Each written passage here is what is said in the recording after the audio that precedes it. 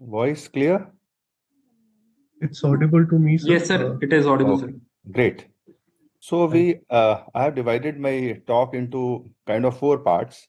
Since, Sir, okay, sorry, sir, to yeah, interrupt you in between. yeah.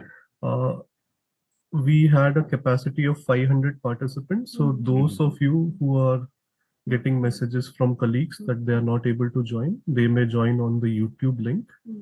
Uh, the chat function is active for this webinar. You can put your names and designations, and there is a Q&A function also in the Zoom link in the app that you are using. You can post your queries in that. Sorry for this, sir. Over to you once No again. problem. So mine is a bit, I'll try to finish it off in 1 hour. So you just take care of that. Okay. So Dr. Sandeep has very, eloquently put that it is divided into 3 parts. Adult part will be covered by me, and then followed thereafter by Dr. Shaw, who is a pediatrician in Army, and followed by the programmatic aspect of it. So, but since I am the opening batsman, I would like to just give you an overview. Why is it so important for all of us to learn about heat-related illness? What is the necessity of learning all this? So, a very brief overview of climate-related changes and the danger that this problem is going to increase as the time and year go by. So this is a chart taken from Harrison, our internal medicine textbook. It is a very beautiful chart. It, as you could see on the left side of this, this contains 5 lines, 1, 2, 3, 4, and 5. Okay. So what it depicts is the human history for the past 600,000 years, or simply putting it, 6 lakh years. Okay. So in last 6 lakh years, most of the times there have been glacial periods. Earth has been covered all by ice. And a very few times there have been interglacial periods, like this gray area, this one. These are the interglacial period, more conducive for life because this was the time when our planet was not so frozen. So if you see these 5, this is benthic delta O, which is a representation of ice of that age. So we see that it has been a sinusoidal curve going up and down, up and down. Similarly, about 3 most important gaseous component of greenhouse, which is carbon dioxide, methane, and nitrous oxide. These are also following a sinusoidal curve. But in last 6 lakh years, never has carbon dioxide crossed 300, 260, and now it is at a 429, at as much as 429 part per million, and we emit about 36 billion metric tons per year. Similarly, if you say N2O, which is 300 times more potent greenhouse gas as is CO2, it has also risen in concentration to up to 338 parts per billion. And never did it cross in the past 270, 280. And if you see methane is really off the charts. Methane has never been above 900 in all these years. Now it has 1943. And last 5 degree of warming of the planet Earth took as many as 5,000 years to take place. And this current 5 years warming has only come about only in a short time span of 150 years. So we see that our global temperature is rising at an alarming rate. And this is about 2023 and 2024. 2024 was the warmest recorded year in the history of humankind. And it was a leap year, and all 366 days were above 1.25 degrees centigrade.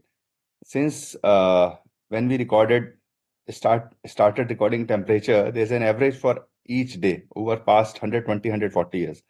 Into 2024, all days crossed 1.25, and there was one in 23, there was 86 days which reached 1.5 degree, and in 24 it increased to as many as 11 months. 11 months of the year 2024 were more than 1.5 degrees centigrade above the mean of that year for past so many years. So we see that, and it resulted in 2024 resulted in a lot of death and destruction. as encountered here in our center also. It was a year in which a lot of people lost their lives because of this heat stroke. So we see this is all 2024 pictures. This is on the top left is Delhi, then this is Delhi, Odisha, and then Kerala.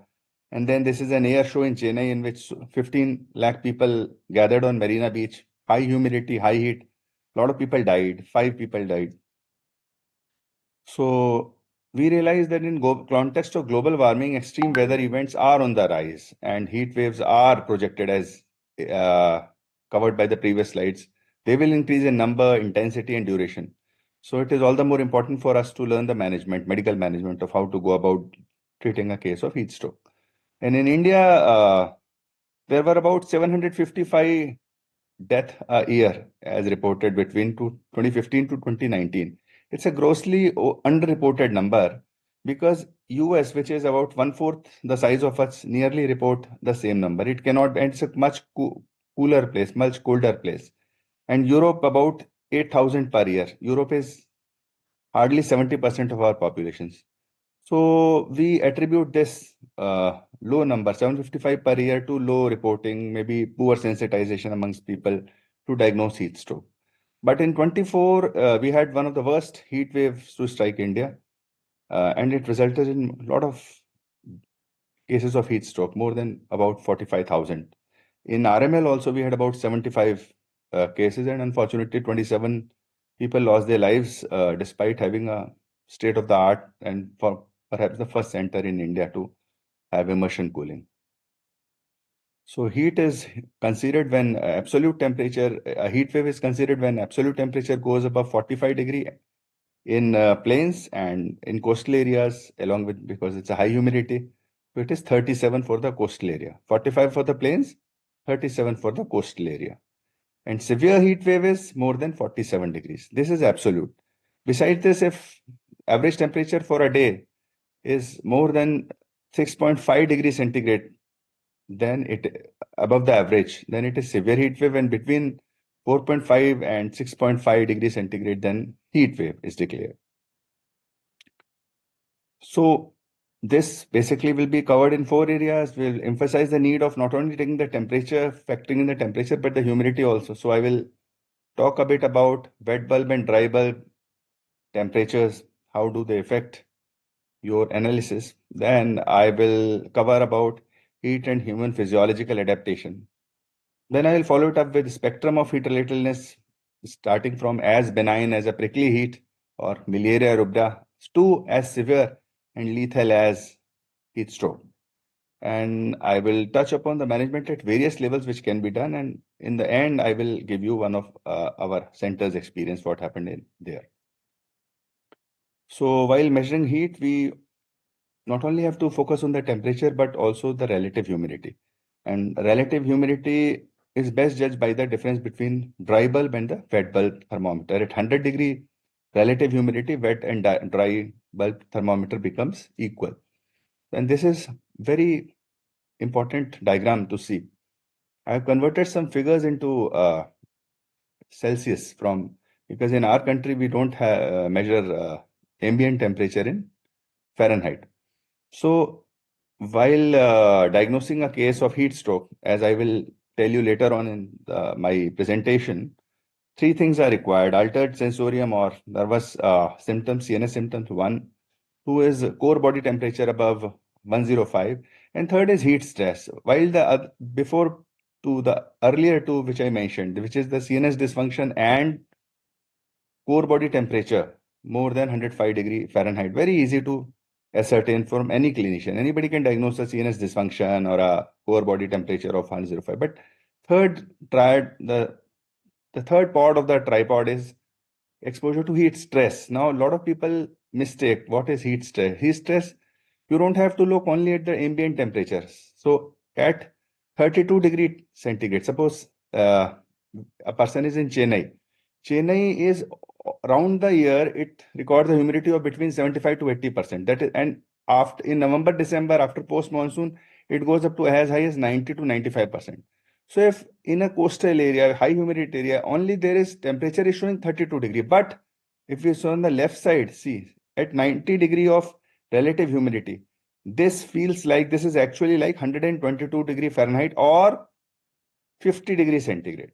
50 degree. This 32 becomes 50 in presence of 90 to 95% humidity. So what I am emphasizing here is not only looking at the temperatures, but the relative humidity. An even better method is a comprehensive review of four things, which is temperature, humidity, ambient temperature, humidity, and then we have something called as radiant heat, which is measured by black globe, and one more which is air velocity. So that is how these four composite measures give you what is called as a feels like temperature. You must have noticed before marathon, this is Goa weather, 28 but feels like 32. Why does it feel like 32? Because they are factored in all four things. Besides temperature, relative humidity also they are factored in, and they are factored in air velocity and the ambient radiant heat also. And this is suggested action plans if a person is indeed working in such challenging temperatures. Then what should a person do in order to avoid heat exhaustion or heat stroke? So between 26 and this is wet bulb globe temperature. Wet bulb globe temperature is, it has factored in relative humidity of nearly 100%. Okay. So if it is 32.2 degrees, body stress only in presence of 32.2 degree on a wet bulb means relative humidity will be 100%. It will be around about 50, 55 on a dry bulb thermometer. So if it is between 27 to 29, body stress after 45 minutes. So anybody who is doing manual labor should take a rest after 15 minutes break of after 45 minutes, he should or she should take 15 minutes break. Similarly, if it is between 30 to 31 degree, then he should take at least 30 minutes of break each hour. And then if it is higher than that, maybe after every 20 minutes, and in presence of more than 32 degree, each hour of work, you have to take 45 minutes of break every 15 minutes. And similarly, in some countries in and around Gulf, there are three flags in every industrial site, in construction zone especially. They have green flag, yellow flag, and red flag. Green flag is good to go, you can work. Yellow flag is you can work after taking intercurrent rest, and red flag is no work. So that is very important to factor in the relative humidity, which is measured by the wet bulb globe temperature. Now we come to heat and human physiologic adaptation. Our body is a great machine and it has a tremendous capability of adapting. And what is heat stroke or heat-related illness is nothing but an imbalance. It's a simple mathematical imbalance between the input and output. How does input of heat increases? One of the common culprits is exercise. It can increase heat production as high as 20-fold. Beside this, fever, shivering, tremors, convulsions, thyrotoxicosis, sepsis, very common drugs like beta blockers, calcium channel blockers, SSRIs, diuretics. These are not uncommon. These are merely, there are about 20, 30 crore hypertensives in India, 8 crore diabetics and 20 crore hypertensive. So 9 out of 10 of them will be taking either, even if you consider tip of the iceberg, 2 crores are diagnosed, then nearly all will be taking either beta blockers or calcium channel blockers. So it's a humongous number, as I am emphasizing. So this also increase the heat input. And the output is, all of us have read in physics classes, is through three methods: conduction, convection, and evaporation. Conduction, convection, and radiation. Besides this, we have another biological method, which is evaporation. Evaporation is the most important method of heat loss, but it is rendered ineffective if the relative humidity is beyond 70%. That is the reason in high relative humidity, we have to be very careful about advising people rest after some amount of work. In normal circumstances, conduction doesn't play much of a role, but in immersion cooling, because water is as 25 times as conductive as is air, so the conduction part is most importantly used when we use immersion cooling, as I will tell you later in the slides. So, and to increase cooling by radiation, we have to wear light color clothes. Light color clothes increase the cooling of the body through radiation of the heat. And convection is by wearing porous clothes, cotton porous clothes.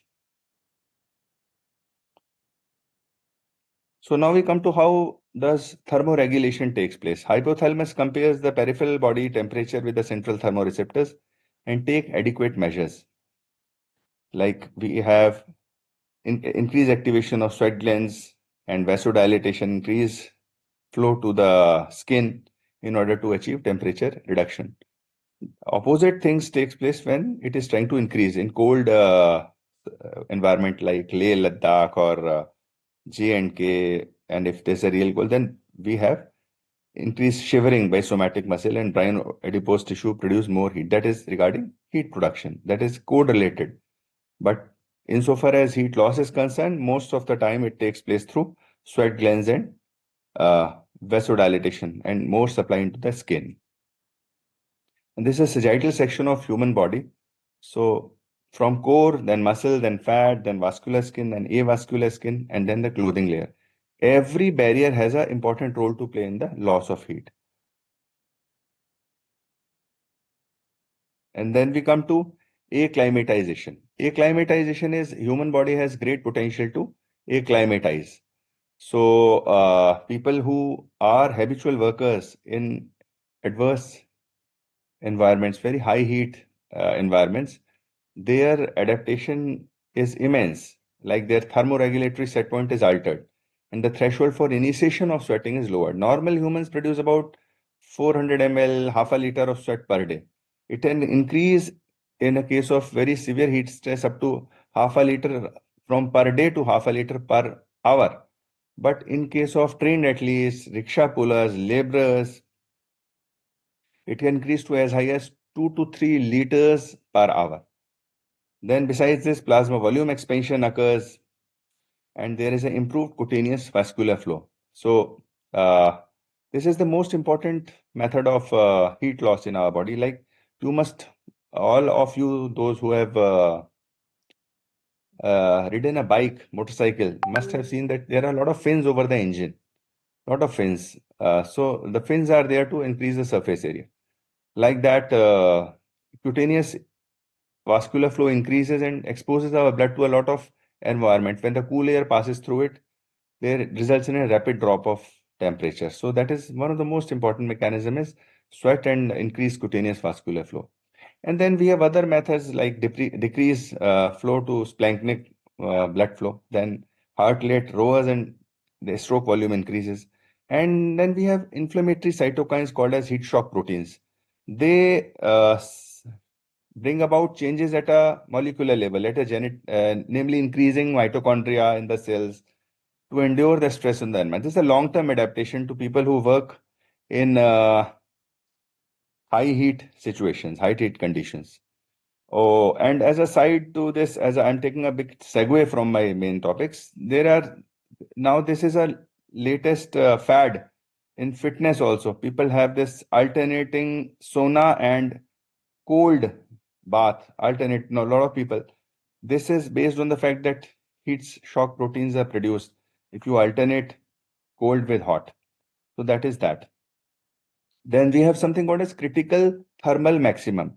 This is the maximum temperature beyond which cells begin to die. This varies for species. Like camel have a very high critical thermal maximal. Yet for humans, it is 107.6. The most important thing, however, to remember this from this slide, even if you forget sweating, increased cutaneous flow, is this, which is this the most important, which I am about to say, is this, that acclimatization takes place in several weeks to months, but deacclimatization takes far fewer weeks. So most of the history is like this. A person is doing manual labor or a Jawan is carrying a pithu on his back 20-30 kgs and running, or a marathoner is running. Then he suddenly there is a break in his training, or he goes to his village, celebrate some festival, come back, and resumes the physical activity at the same level. That is the time when most of the heat stroke takes place because he or she gets deacclimatized. So, acclimatization is a time consuming, laborious process, whereas deacclimatization occurs relatively faster. So, we have all have to keep this in mind. And then, one very, very important thing is to differentiate between fever versus hyperthermia. A lot of people confuse this, so it is very essential to uh, have your focus here. There is there are two similarly sounding words called as hyperpyrexia and hyperthermia. Hyperpyrexia is nothing but an extension of fever. Hyperthermia is entirely different thing. So we should not confuse between hyperpyrexia, which is nothing but an extension of fever, and hyperthermia. Now, what is the difference between fever and hyperthermia? Fever is when the body wants your temperature to increase. Hypothalamus increases the set point. What happens is we suffer from infections. So there is an inflammatory response. Interleukins are released. They increase hypothalamic set point. And body takes all the measures, including shivering, brown adipose tissue, to increase the temperature. Here, body is wanting to increase the temperature. Why? Because it is a protective reflex. High temperature will not allow germ to sustain in your body. So that is fever. Fever is a protective reflex. In hyperthermia, there is no change in hypothalamic set point. In fact, hypothalamus is severely wanting to decrease the temperature.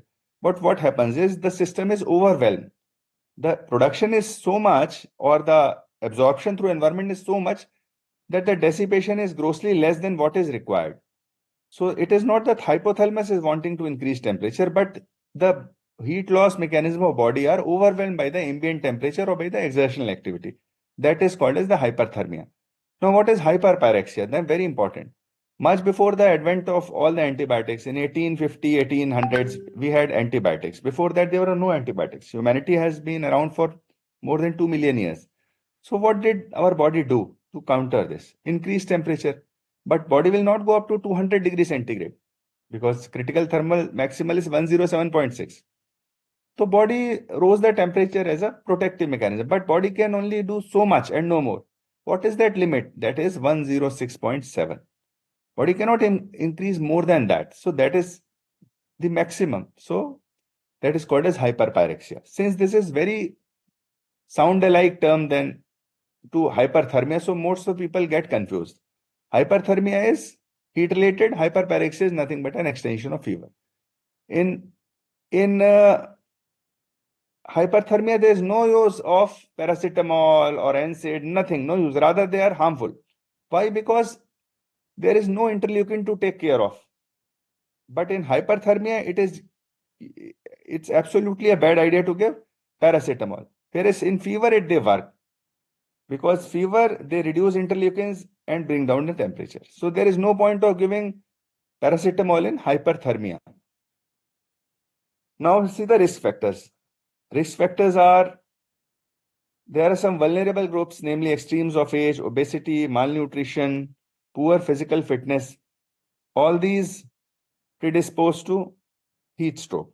Drugs like beta blockers, as I mentioned, and CCBs, SSRIs. Then there are such substances of abuse like cocaine, amphetamine, even alcohol. And then there are some groups in which occupational groups, namely laborers, military personnel, or athletes, with lack of acclimatization, improper clothing, they are more exposed. And then we have some hazards, namely CVA and MI. They increase in case of extreme heat condition. Similarly, preterm birth, low birth weight, stillbirth also increase during heat-related.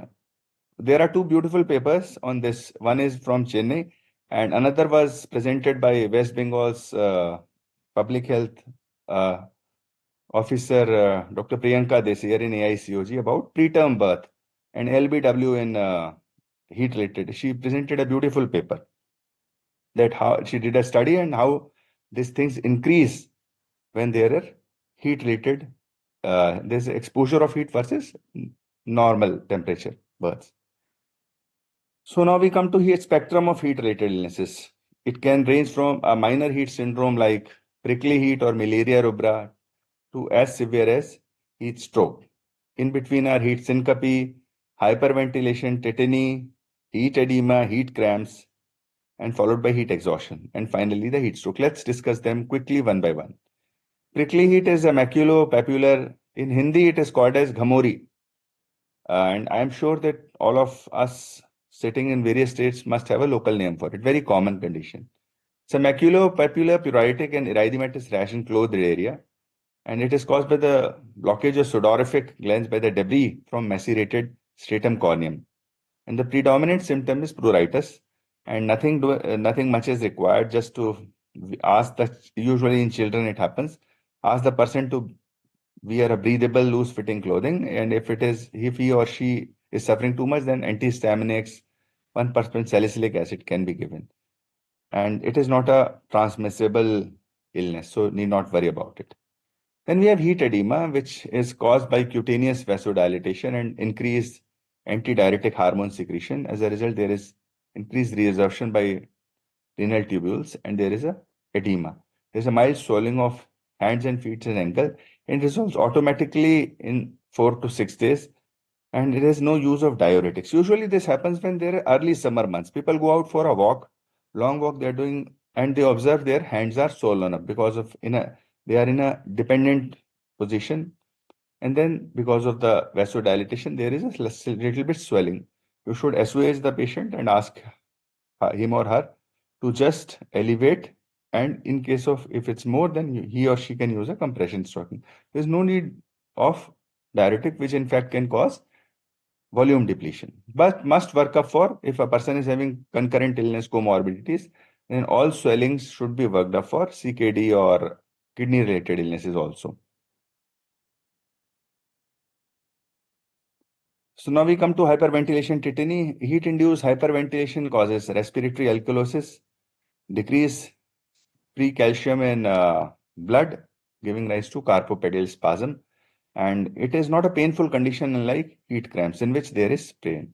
The treatment is very simple: move away from heat and reassure. And it subsides on its own in 15 to 20 minutes. Then we have heat cramps, which all of us must have seen. When an unacclimated individual does vigorous exercise in a humid and hot environment, and he replaces the fluid with hypotonic solutions such as plain water without electrolytes, he or she suffers from intermittent and painful involuntary spasmodic contraction of skeletal muscles, and called as cramps, and it is usually self-corrected by resting in a cool environment. Or if you want to get rid of it quickly, you can give half a teaspoon of salt in 1 liter of water, and it resolves very quickly. If it is even more severe, then you have to use IV electrolytes. But if cramps are occurring without heat or without any exercise, nocturnal cramps, this may be one of the early signs of kidney disease also. So you have to focus on that. That is a differential diagnosis. Then we have heat syncope, which occurs after prolonged exposure to heat. All of us must have come across incidents that morning assembly, children are singing national anthem or their school prayer, and some children faint. That is very common. Usually what happens is when a person sitting, the classical clinical picture is like this: person sitting in with a high ambient temperature surrounding, and then he suddenly gets up. All of a sudden, hypotension and syncope happens. The treatment is very simple: rest in a cool and shaded area with leg raise. That alone is enough to take care of the syncope. Sometime all like other syncope, people can throw seizure even at the end of syncope. Should not be perturbed by it. In some syncopes, at the end of it, some people can have a mild ictal element. I mean, convergence, throw some minor convergence. Should not be worried about it. It is heat syncope. Protect airway and tongue and make him or her lie in the cold shaded area. It will get all right. Then we come to most severe of two conditions, which are heat exhaustion and heat stroke. Heat exhaustion is of two kinds: water depletion and salt depletion. Water depletion happens in people who are accustomed to working in heats, like laborers, athletes. Somehow If a person is working daily in heat, uh, very high ambient temperature and humidity, his or her thirst reflex gets somehow blunted. So they continue to work hard without consuming adequate amount of electrolytes and water. So as a result, there is a water depletion, heat exhaustion. Whereas in an acclimatized person, whenever he or she goes to a very high ambient temperature surrounding, they what they do is they consume lot of water, or rather hypotonic. They consume water but fail to consume the electrolytes. So they suffer from salt depletion type of heat exhaustion. Sign and symptoms of heat exhaustion are milder than that of heat stroke. Actually, there is no perfect line between heat stroke and heat exhaustion except for the triad, which I will tell you. So it is most of the time it's a precursor of heat stroke, and we should see it as it is and treat it as vigorously as we can. So the neurologic symptoms are headache, vertigo, ataxia, impaired judgment, malaise, cramps, dizziness. GI symptoms may present as nausea, vomiting, influenza-like, CVS, orthostatic hypotension, sinus tachycardia. If we do lab investigation, there's an increased PC, fat cell volume secondary to hemoconcentration, and there is decreased sodium in case of salt depletion variant. SGOT-PT are slightly elevated, and there is a decreased fractional excretion of sodium as a kidney's method to prevent fluid and electrolyte loss. It's trying to preserve, so there is a decreased FeNA, fractional excretion of sodium. The urinary sodium and chloride decreases. Then the treatment is very simple. Remove the patient from heat stress area and aggressive cooling unless the core body temperature drops to about 102 degree Fahrenheit. And cooling method will be discussed later on. So rapid infusion of isotonic IV fluids guided by frequent electrolyte determination is also helpful. And one very important thing is free water deficit should be replaced slowly, even if we are giving it IV. And serum osmolality should not be decreased more than 2 milliosmoles per hour because it can cause central pontine myelinolysis if we correct it too fast. Any sudden change can have disastrous consequences. So serum osmolality formula is 2 times sodium plus plasma glucose divided by 18 plus urea divided by 6, in which you can calculate serum osmolality. We have to correct slowly. Then the difference between heat stroke and heat exhaustion is people lay too much of emphasis on sweating. Lot of time it is taught that there is in heat stroke there is no sweating, but in heat exhaustion there is exhaustive sweating. This is not a black and white situation. Like in heat exhaustion, which is secondary to exertional, there are two variant of heat exhaustion. One is exertional variant and one is classical variant. In exertional variant, even in heat stroke, you can find lot of sweating. So it is not that heat stroke will present with no sweating. And